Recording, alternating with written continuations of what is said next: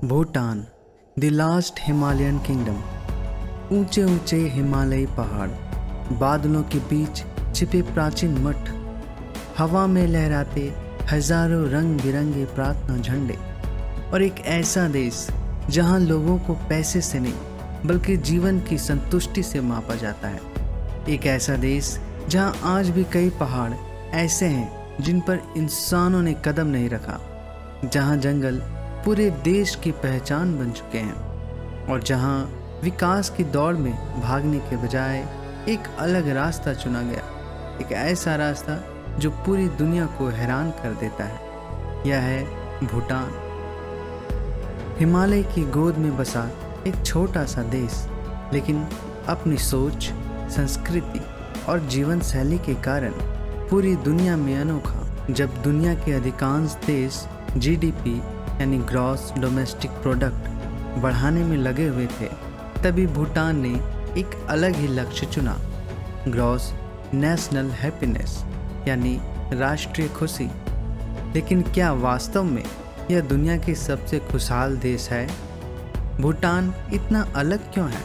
यहाँ पर्यटन पर इतने सख्त नियम क्यों हैं? यह देश कार्बन नेगेटिव कैसे बना, और आखिर क्या कारण है भूटान आज भी अपनी पहचान और संस्कृति को बचाए हुए है?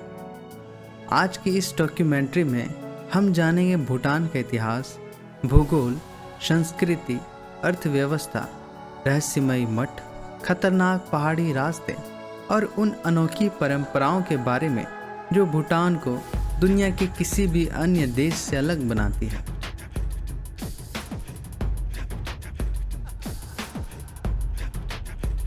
दक्षिण एशिया में स्थित भूटान एक छोटा सा देश है। इस देश का कोई समुद्री तट नहीं है। इसके उत्तर में है विशाल चाइना और दक्षिण, पूर्व तथा पश्चिम में फैला है इंडिया। भूटान का कुल क्षेत्रफल लगभग 38,394 वर्ग किलोमीटर है। आकार में यह भारत के केरल राज्य से भी छोटा है, लेकिन जो बात इसे विशेष बनाती है वह है इसकी ऊंचाई। देश का अधिकांश भाग हिमालय की ऊंची पर्वत श्रृंखलाओं से ढका हुआ है। उत्तर में कई चोटियां 7,000 मीटर से भी अधिक ऊंची है। इनमें सबसे प्रसिद्ध है गंगखर प्योनसम, 7,570 मीटर ऊंचा यह पर्वत, जिस पर आज तक कोई सफल आधिकारिक चढ़ाई नहीं हुई। स्थानीय लोगों का मानना है कि इन ऊंचे पर्वतों में देवताओं का निवास है।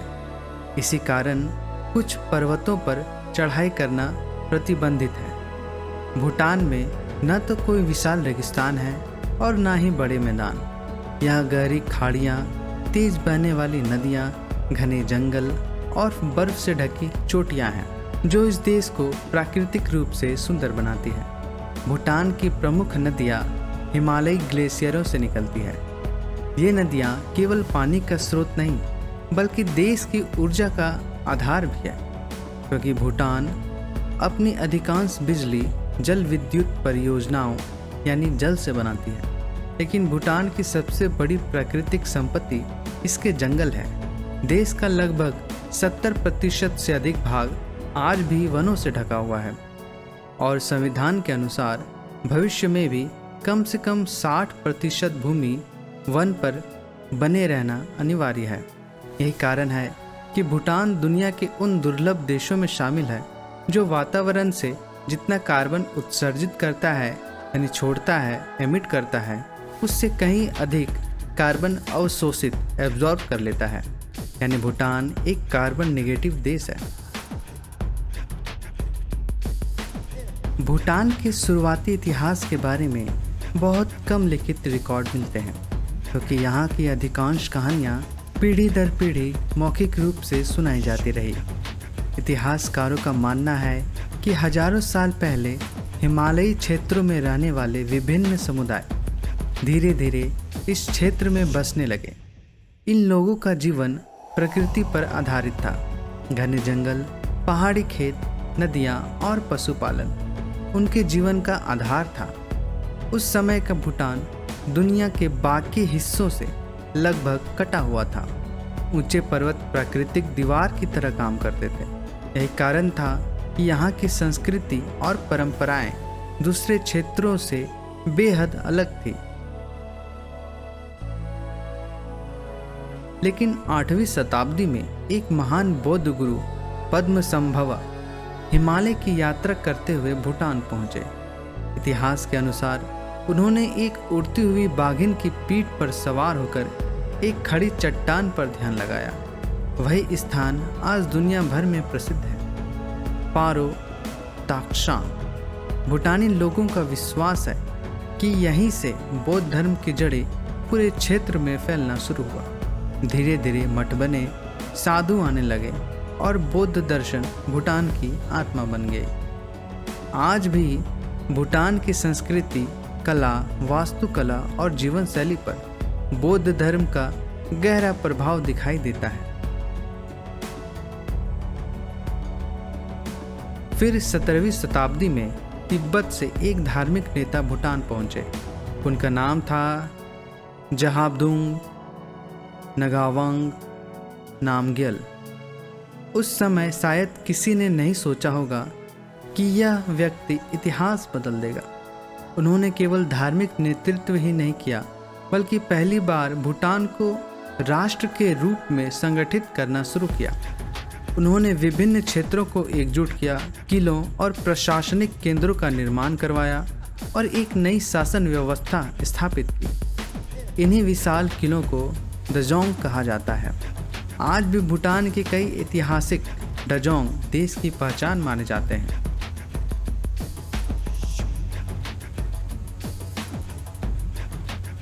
समय बीतता गया और 19वीं शताब्दी में एक नई शक्ति हिमालय के दक्षिण में तेजी से फैल रही थी। वह थे ब्रिटिश एम्पायर। ब्रिटिश साम्राज्य भारत पर अपना नियंत्रण मजबूत कर चुका था और अब उसकी नज़र हिमालयी क्षेत्रों पर भी थी। भूटान और ब्रिटिश भारत के बीच कई सीमा विवाद हुए, कुछ संघर्ष भी हुए। अंततः 1865 में एक समझौता हुआ जिसे ट्रीटी ऑफ सिंचुला के नाम से जाना जाता है। एक संधि के बाद भूटान ने कुछ क्षेत्र खो दिए, लेकिन उसने अपनी स्वतंत्र पहचान बनाए रखी। यह एक महत्वपूर्ण मोड़ था, क्योंकि जहां आसपास के कई क्षेत्र विदेशी प्रभाव में आ गए, वहीं भूटान अपनी विशिष्टता बचाने में सफल रहा। वे कभी अंग्रेजों के गुलाम नहीं बने। 20वीं शताब्दी की शुरुआत में भूटान को एक स्थिर नेतृत्व की आवश्यकता महसूस हुई। 1907 में देश के प्रमुख धार्मिक नेताओं, सरदारों और जनता के प्रतिनिधियों ने मिलकर एक ऐतिहासिक निर्णय लिया। उन्होंने ओग्येन वांगचुक को भूटान का पहला वंशानुगत राजा घोषित किया। यहीं से शुरू हुआ वांगचुक राजवंश और यही राजवंश आज भी भूटान पर शासन कर रहा है। यह घटना केवल सत्ता परिवर्तन नहीं था, बल्कि आधुनिक भूटान के निर्माण की शुरुआत थी। 20वीं शताब्दी के मध्य तक भूटान दुनिया से काफ़ी हद तक अलग थलग रहा। यहाँ सड़कें बहुत कम थी, आधुनिक सुविधाएं लगभग नहीं थी, लेकिन धीरे धीरे बदलाव शुरू हुआ। नए स्कूल बने, सड़कें बने, स्वास्थ्य सेवाएं पहुंची और देश ने नियंत्रित तरीके से आधुनिकता को अपनाना शुरू किया। लेकिन एक बात कभी नहीं बदली, अपनी संस्कृति और पहचान को बचाने का संकल्प।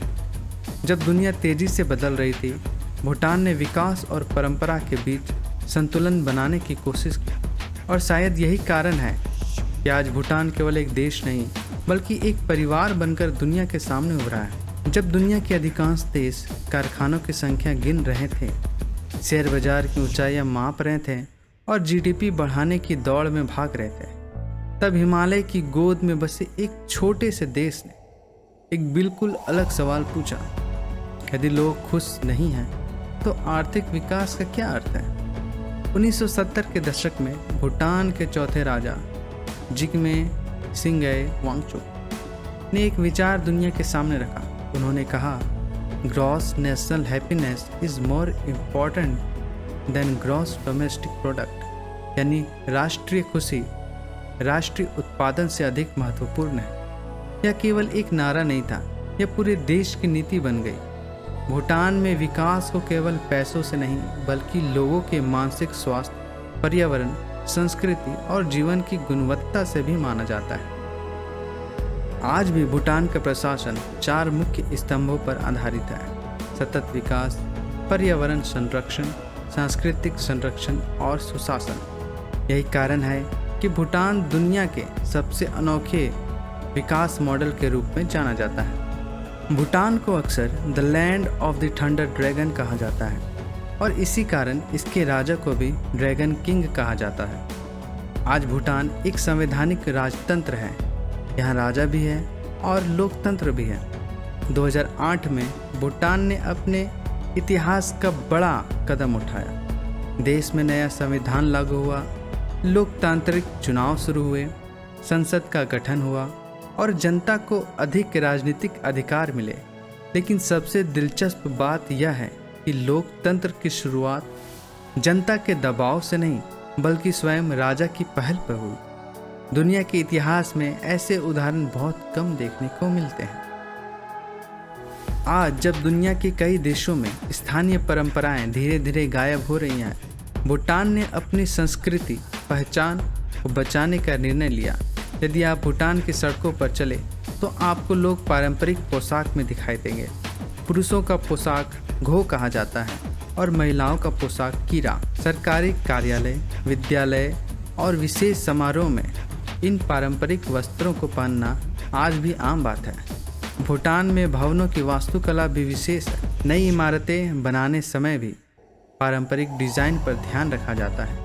इसलिए आधुनिक शहरों में भी आपको भूटानी संस्कृति की झलक दिखाई देती है। भूटान केवल मठों और पहाड़ों का देश नहीं है, यह जैव विविधता का भी खजाना है। देश का 70% से अधिक भाग घने जंगलों से ढका हुआ है। यहाँ आपको मिल सकता है हिम तेंदुआ, लाल पांडा, बंगाल टाइगर, हिमालयी काला भालू, दुर्लभ पक्षियों की सैकड़ों प्रजातियाँ। सबसे आश्चर्यजनक बात यह है कि बंगाल टाइगर को समुद्र तट से हजारों मीटर ऊपर हिमालयी क्षेत्रों में भी देखा गया है, जो वैज्ञानिकों के लिए लंबे समय तक रहस्य बना रहा। भूटान की अर्थव्यवस्था अपेक्षाकृत छोटी है, लेकिन इसके पास एक शक्तिशाली संसाधन है, वह है पानी। हिमालय से निकलने वाली नदियाँ देश को विशाल जल विद्युत क्षमता प्रदान करती है। आज भूटान अपनी अधिकांश बिजली जल विद्युत परियोजनाओं से उत्पन्न करता है और उसका बड़ा हिस्सा इंडिया को निर्यात किया जाता है। कृषि भी यहाँ की अर्थव्यवस्था का महत्वपूर्ण भाग है, लेकिन पिछले कुछ दशकों में पर्यटन भी तेजी से बढ़ा है। हालांकि भूटान ने पर्यटन के लिए एक अलग नीति अपनाई है। अधिकांश देश चाहते हैं कि जितने अधिक पर्यटक आए उतना बेहतर, लेकिन भूटान अलग सोचता है। यहाँ नीति है high volume low volume tourism, यानी कम पर्यटक लेकिन जिम्मेदार पर्यटक। भूटान का मानना है कि अनियंत्रित पर्यटन प्रकृति और संस्कृति दोनों को नुकसान पहुंचा सकता है। इसलिए लंबे समय तक यहाँ आने वाले विदेशी पर्यटकों को विशेष शुल्क देना पड़ता था। इस नीति का उद्देश्य पैसा कमाना नहीं, बल्कि देश की पहचान को सुरक्षित रखना था। भूटान के बारे में कुछ बातें इतनी अनोखी हैं कि उन पर विश्वास करना कठिन लगता है। पहली, भूटान दुनिया का सबसे बड़ा कार्बन नेगेटिव कंट्री माना जाता है। दूसरी, यहाँ संविधान द्वारा जंगलों की रक्षा अनिवार्य की गई है। तीसरी, देश की सबसे ऊंची चोटी गंगखर प्यूनसम आज भी मानव कदमों से अछूती है। चौथी, यहाँ सभी लोगों के लिए मुफ्त शिक्षा और इलाज दिया जाता है। यहाँ कोई भी बेघर नहीं रहता। जिसके पास घर नहीं तो उसको सरकार घर और ज़मीन उपलब्ध कराती है। दुनिया में ऐसे देश बहुत कम हैं जो विकास की परिभाषा बदलने का साहस करते हैं। भूटान ने वही किया। इसने दुनिया को याद दिलाया कि ऊंची इमारतें, बड़े कारखाने और बढ़ती अर्थव्यवस्था महत्वपूर्ण तो है, लेकिन शायद वे सब कुछ नहीं है। शायद किसी राष्ट्र की वास्तविक ताकत उसके लोगों की मुस्कान में छुपी होती है। और शायद इसी कारण हिमालय की चोटियों के बीच बसा यह छोटा सा देश आज भी पूरी दुनिया की जिज्ञासा का विषय बन चुका है। यह एक ऐसा देश है जो हमें सोचने पर मजबूर करता है, क्या हम केवल अमीर बनना चाहते हैं या वास्तव में खुश भी रहना चाहते हैं। यही है Bhutan, the last Himalayan kingdom. तो दोस्तों, यह थी जानकारी भूटान के बारे में। आपको यह वीडियो कैसा लगा हमें ज़रूर बताएं। यदि आपका कोई सवाल या कोई सुझाव है तो भी हमें ज़रूर नीचे कमेंट करके बताएं। बहुत बहुत धन्यवाद।